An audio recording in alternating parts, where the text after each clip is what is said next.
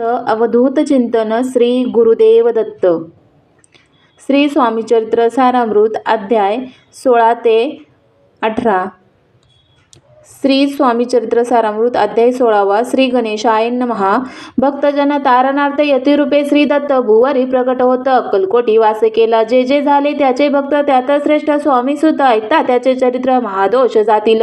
प्रसिद्ध मुंबई शहरात हरिभाऊ नामे विख्यात आनंद होते नांदत निर्वाह करीत नोकरीने. कोकणा प्रांती राजापूर तालुक्यात इटिया गाव सुंदर हरिभाऊ तेथील राहणार जात मराठी. तयाची ते खोत त्या गावाचे होते संपूर्ण पूर्वीचे.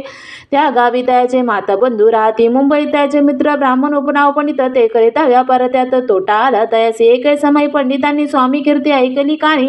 तेव्हा भाऊ धरोनी मनी नवस केला स्वामी ते जरी 8 दिवसात मी होईन कर्जमुक्त तरी दर्शना त्वरित अक्कलकोटी येईन. हरिभाऊ आणि त्याचे मित्र आपुचा व्यापार करिता त्यास आपणास नुकसान सत्य येईलसे वाटले. त्यांनी काढली एक युक्ती बोलावून पंडितावर प्रति सर्व वर्तमान त्या सांगती म्हणती काय करावे हे नुकसान भरावयाचे द्रव्य नाही आम्हापासी फिर्याद होता आबरूसी बट्टाला गेला मुचा. तेव्हा पंडित बोलले मलाही काही कर्ज झाले निघेल माझी दिवाळी यात संशय काही असेना. तुम्ही व्हावं या कर्जमुक्त यासी करावी युक्ती एक होऊनी तुमचा मी मालक लिहून देतो पेढीवरी. अपूचा भाव वाढला व्यापारात नफा झाला हे सांगावा या पंडिताला. मारवडी आला आनंदे अक्कलकोटी स्वामी समर्थ सांप्रत काळी वास करीत त्याचीच कृपा ही सत्य कर्जमुक्त झालो आम्ही. गजानन हरिभाऊ पंडित त्रिवर्ग अक्कलकोट जात समर्थांचे दर्शन घेत पूजन करीत भक्तीने. तेव्हा समर्थ तयासी शिवराम मारुतेसी नामे दितली त्रिवर्गासी अनेक मंत्र दिले. पंडिता राम म्हटले गजानना शिवनाम दिले. मारुती हरिभाऊच म्हटले तिघे केले एक रूप. मग समर्थ त्यावेळी त्रिवर्गाजवळ बोलावे तिघासी 3 श्लोक दिले मंत्र म्हणून द्याय का. श्लोक गुरुर ब्रह्मा गुरुर विष्णू गुरुर्देव महेश्वरा गुरुर साक्षात परब्रह्म तस्मै श्री गुरुवे नमः. ऐसा मंत्र हरिभाऊ ते दिदला असे समर्थ. तेव्हा तयाच्या आनंदात पारावार नसेची. दुसरा मंत्र गजाननाला त्यावेळी श्रीनी दिला. तेव्हा तयाच्या मनाला आनंद झाला बहुसाळ. श्लोक आकाशात पतित तो यथा गच्छति सागरम सर्व देव नमस्कार केशव प्रति गच्छति. संतोषले त्याचे मन. मग पंडिताजवळ घेऊन एक मंत्र उपदेशन केले पाहून त्या ते श्लोक इदमेव शिवम इदमेव शिवम इदमेव शिवम इदमेव शिवः. 300 रुपये त्यांनी आणले होते मुंबईहून. त्याचे काय करावे म्हणून विचारिले समर्थाते. ऐसा प्रश्न ऐकून समर्थ बोलले त्या लागून त्याच्या पादुका बनवून येथे आणाव्या सत्वर.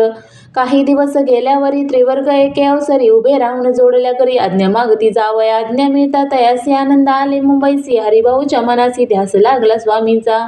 त्या आत्मलिंग पादुका 14 दिवसापर्यंत ते का पायी वागवी भक्त सखा दिसल्या नाही कोणा ते. हरिभाऊ एके दिनी समर्थ सानिध्य येऊनी दर्शन घेऊन श्रीचरणी मस्तक त्यांनी ठेविला. तो समर्थ त्या प्रति घेऊन या मांडीवरती वरद हस्त सत्वरगस्ती मस्तकी त्याची ठेविला. म्हणती तू माझा सुत झालासे आता निश्चित परिधान करी भगे वस्त्र संसार देई सोडणी. मग छाटणी कपनी जोळी समर्थ तयासे दिली तू घेऊन त्यावेळी परिधान केली सत्वर.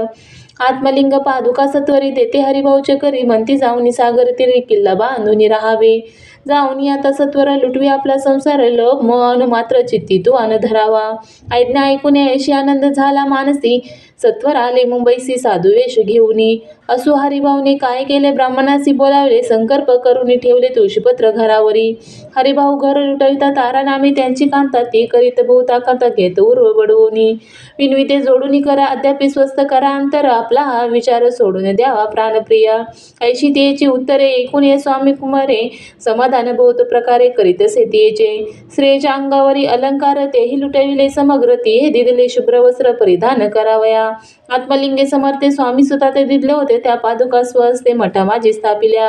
कामाठीपुऱ्यात त्या समय मठ स्थापिला असे पायी हरिभाऊ होऊनी गोसाई मठा माझी राहिले.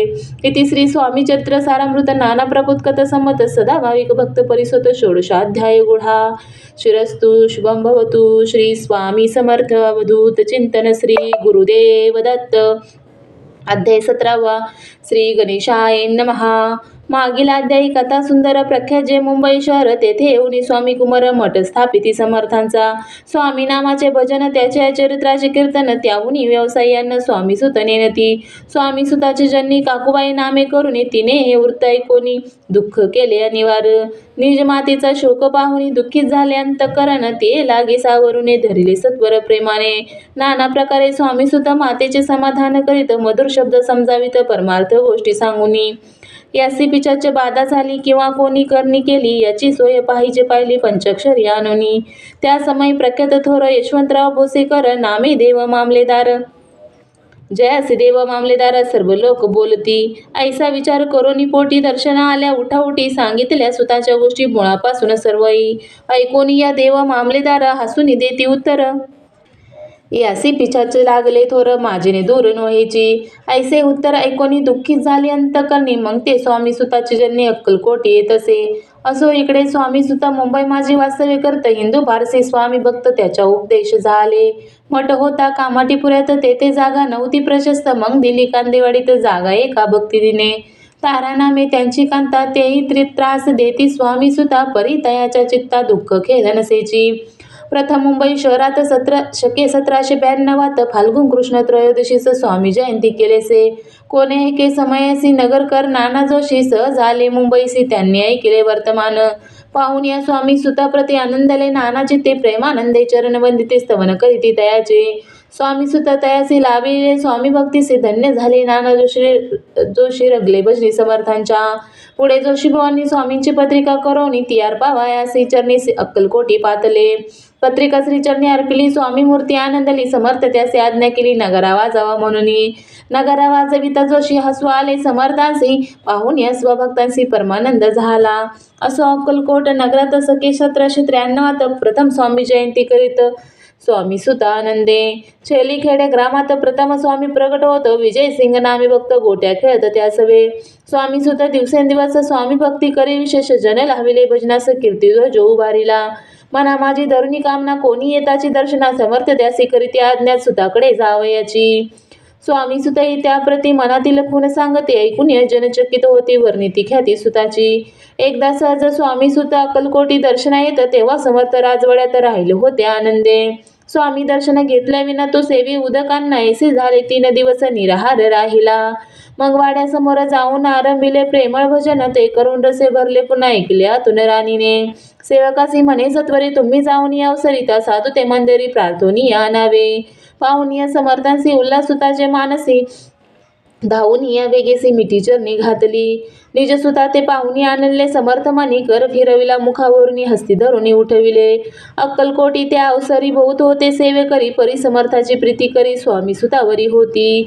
स्वामी सुता रात्रंदिन समर्थांपुढे करीती भजन पायी खडावा घालून प्रेमरंगे नाचती एके दिवशी श्री समर्थ बैसले असता आनंदात स्वामी सुत भजन करत पायी खडावा घालूनी एकांत समय साधोनी समर्थ सांगती तया कानी आम्ही जातो निजधामी वारसा पुढे चालवावा स्वामी वचन ऐकोनी स्वामी सुत निशब्द होई कल्पना साहित्यासी स्वामी विन कैसे जीवन वारंवार विनवी स्वामींचे ऐसे न करावे काही मी या जानले करू तू माझी आई स्वामी धरती हृदयाशी म्हणती आम्ही तव हृदय वास करू ही निश्चयी तुम्ही काही चिंता न काही करावी असं मग स्वामी सुत ते सळ सोडून त्वरित नगराबाहेर येत मार्ग धरित मुंबईचा स्वामी वचनी दुखावला अंतरी बहुत खिन्न झाला परतोनी नाही आला जन्मवरी अक्कलकोटी त्याचे दुःख उत्तरोत्तर क्षीण झाला स्वामी सुत दुःख करी दिवस रात्र चैन नसे क्षण भरी तो रोग आला शेवटी आजारी पडला ऐसा समाचार समजला अक्कलकोटी समर्थाते स्वामी सुताचे जन्मी राहत असेल त्या स्थानी तिने हे वर्तमान ऐकून विनवित समर्थाते मग समर्थ त्या अवसरी मुंबईस पाठविले सेवेकरी म्हणती सुताते सत्वरी मज सानिध्य आणावे परिसुत त्या सांगती आला नाही अक्कलकोटी विरह दुःख त्याचे पोटी रात्रंदिन सलद असे मग सांगती समर्थ त्यासी घालून पेटीत घेऊन यावे तो त्वरित कोणीतरी जाऊनी तथापि स्वामी सुत पायी अक्कलकोटी आला नाही दिवसेंदिवस देई क्षीण होत चालला शेवटी बोलले समर्थ आता जरी नाही सत्य तरी तो भरून येतात ठेवली ती उडुकी याचा अर्थ स्पष्ट होता तो समजला स्वामी सुता परी तो आला अक्कलकोटा जीवित परवा न केली आजार वाढला विशेष श्रावण शुद्ध प्रतिपदेस केला असे कैलासवास सर्व लोक हळती अक्कलकोटी त्यादिनी समर्थ करती विचित्र करणी बसले स्नान करुनी परिगंधन लाविती भोजनातेने उठती धरणीवारी अंग टाकती कोणा संगीने बोलती रुदन करती क्षणोक्षणी इतक्या माझी सत्वर मुंबईहून आली तार श्रुत झाला समाचार स्वामी सुतगत झाला मग काकूबाईने सत्वरी जवळ केले मुंबापूर तेथे समजलं समाचार परत्र प्रावला आत्मज निजपुत्र मरण वार्ता ऐकुनी करिता अकांता दुःख समय वर्णिता दुःख अंतरी होत असे असं मग काकूबाई अक्कलकोटी लवलाही परतोनी आल्या पायी बोलल्या काही समर्थाते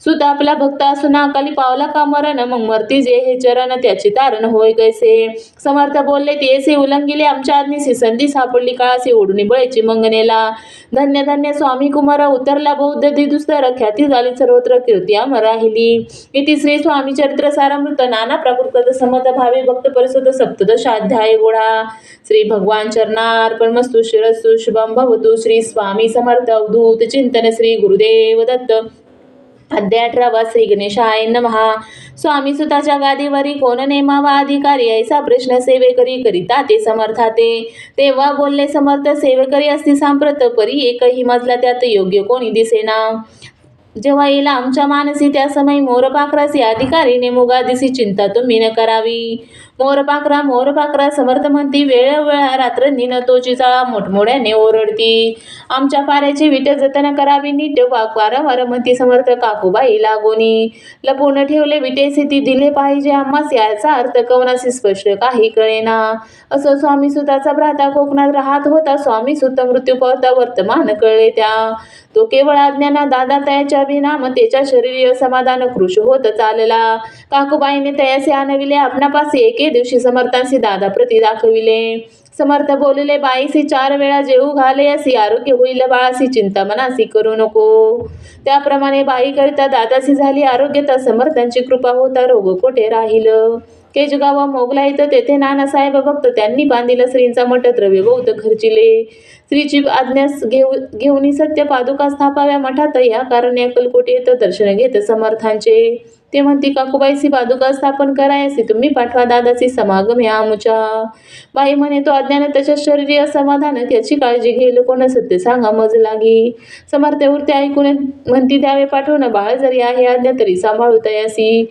समर्थ पुनश्च बाईसी बोलले त्यात तुमचे काय गेले आम्हास दिसेल जे भले तेच आम्ही करू की शेवटी मंडळी सांगती दादासी पाठविले केजे प्रति पादुका स्थापन झाल्यावरती दादा आला परतोनी पुढे सेवा करायला सांगती त्यासी मुंबईस पाठविती ब्रह्मचार्याची आज्ञा करती याची स्थापा गादीवरी दादासी करुणी गोसावी मुंबईची गादी चालवावी स्वामी सुताची यास द्यावी कपनी जोळी निशान ब्रह्मचारी दादासी उपदेशिती दिवसनिशी गोसावी होऊन गादीसी चालवावे आपण दादा जरी अज्ञान होता तरी अशा गोष्टी करिता नकार म्हणीची सर्वता न रुचे चित्ता त्याची या परी ब्रह्मचारीने पाहिली खटपट करून शेवटी दादासी मुंबईहून अक्कलकोटा पाठविले समर्थ ज्या समयासी आज्ञा केली भुजंगासी घेऊन माझ्या पादुकासी मस्तक ठेव दादांच्या मोर्चेला आणि सत्वरी धरा म्हणती त्यावरी त्याप्रमाणे आज्ञेप्रमाणे सेवे करिता ती तैसेच श्रीच्या पादुका शरी पडता उपप्रती झाली त्याच्या चित्त हृदय पगटला ज्ञानसविता अज्ञान गेलेला या ते धन्य गुरुचे मेहमान पादुका स्पर्श करून झाले तत्काळ ब्रह्मज्ञान काय धन्यता वर्णावी असो दादाची पाहुनिवृत्ती काकूबाई चकली चित्ती म्हणे समर्थ दादा प्रति वेळ खचित लाविले ती म्हणे जी समर्थ आपण हे काय करता दादाची या शिरी ठेवता पादुका काय म्हणून समर्थ बोलले ते जे बरे वाटेल आम्हासी तेच करू की आम्ही या समायसी व्यर्थ बडबड करू नको काकूबाई बोले वचन एकाच गोसावी बनवून टाकेला आपण मारून इतकेच पुरेने झाले ऐकून अशा वचनाला समर्थासी क्रोध आला घाला म्हणती भाईला खोड्या माझी सत्वर काकूबाईने आकांत करून मांडीला अनर्थ नाना अपशब्द बोलत भाळपिटीत स्वहस्ते परी समर्थे त्या समयी लक्ष तिकडे दिले नाही दादासी बनविले गोसावी कपनी जोळी अर्पिली दुसऱ्या दिवशी दादासी समर्थ पाठविती भिक्षेसी ते पाहुणे काकूबाईसी दुःख झाले अपार समर्थांसी हसू आले अधिकची कौतुक मांडिले दादासी जवळ बोलावले काय सांगितले तयासी अनुसया तुझी माता तिजपाशी भिक्षा मागा तावश म्हणून नितत्वता जन्नी जवळ पातला ऐसे बाईने पाहुणे क्रोधाविष्टांत कडी म्हणे तुझे हे करणे लोकोपदा कारण ऐकोनी मातेची युक्ती दादा तीच प्रति बोलते एक सुखे तुझे गमती माते आजपासून पुत्राचे ऐकुनी वचन उदास झाले तिचे मन असो दादा गोसावी स्वामी वचनी रंगले काही काही दिवस झाल्यारी मग आली मुंबा परी स्वामी सुतच्या गादीवरी बसून संस्था चालवली. इति श्री स्वामी चरित्र सारामृत नाना प्रकृत कथा समत सदा प्रेम परिसुत अष्टादशाध्याय गुढा. शिरस्तु शुभम भवतु. श्री स्वामी समर्थ अवधूत चिंतन श्री गुरुदेव दत्त.